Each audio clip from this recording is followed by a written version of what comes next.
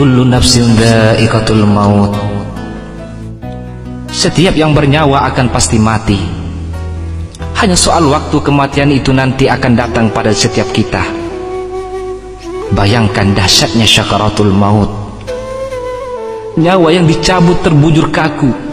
Dan bayangkan yang terbujur kaku itu adalah diri kita.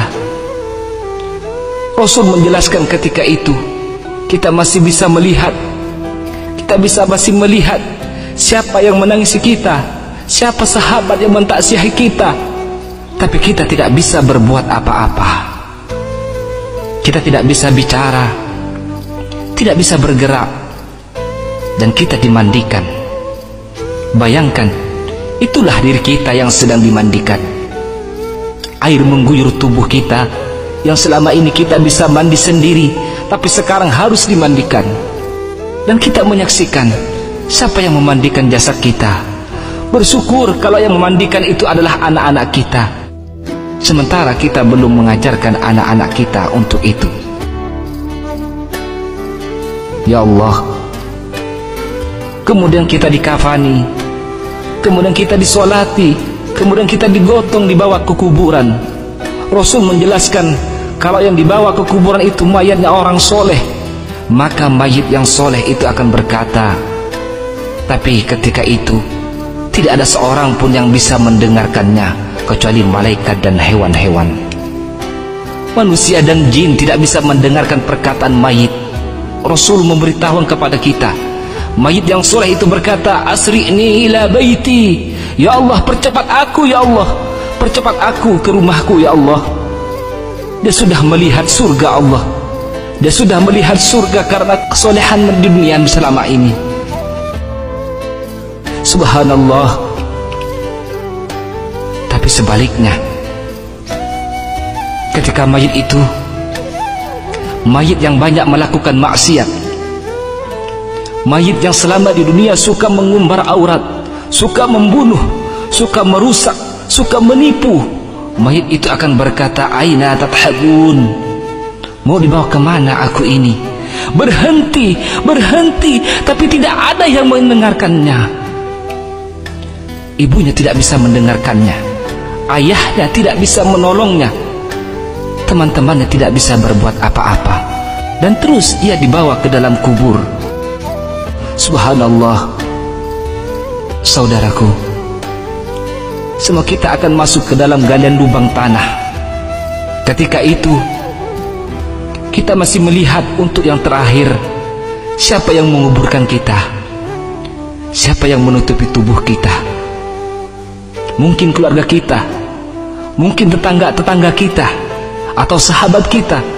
Tapi begitu selesai kita dikuburkan, orang-orang yang kita cintai, orang-orang yang dulu selalu bersama kita, orang-orang yang dulu selalu menemani kita, semuanya pulang, semuanya meninggalkan kita sendirian di kubur. Maka kita merasakan sendirian, takut, gelisah, tapi kita tidak bisa pulang mengikuti mereka. Kita hanya bisa mendengar langkah kaki mereka saat semua orang pulang meninggalkan diri kita sendirian di kubur. Di dalam kubur, darah daging, tulang kita hancur, sempit, gelap, rumah tanpa alas, rumah kesendirian, tempat kita akan ditanyai perbuatan kita selama hidup di dunia. Itulah kubur. Saat itu tidak ada yang bisa menolong kita, tidak ada kekuasaan lagi, tidak ada harta yang melimpah lagi, tidak ada keluarga yang kita sayangi lagi. Allahu Akbar, Allahu Akbar, Allahu Akbar. Tapi alhamdulillah, kita bersyukur karena kita masih hidup, saudara. Hari ini kita masih hidup, kita belum mati. Berarti Allah sayang pada diri kita. Allah masih memberikan kesempatan kepada kita untuk bertaubat. Allah masih berikan kita untuk beribadah sebanyak-banyaknya. Maka inilah saatnya untuk bertaubat, saudara. Kita bersyukur karena kita masih hidup.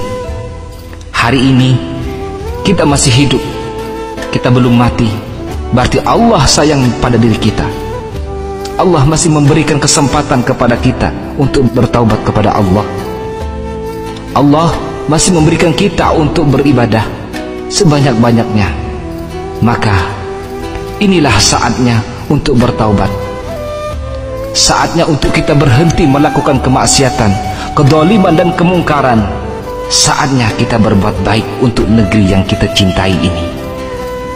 Manfaatkan sisa umur kita untuk menebarkan kebaikan di sekitar kita, karena kita tidak tahu kapan kita akan kembali kepada Sang Pencipta kehidupan ini. Semoga Allah mewafatkan diri kita dalam keadaan husnul khatimah. Allahumma khtim lana bil Islam, wahtim lana bil iman, wahtim lana bi husnil khatimah.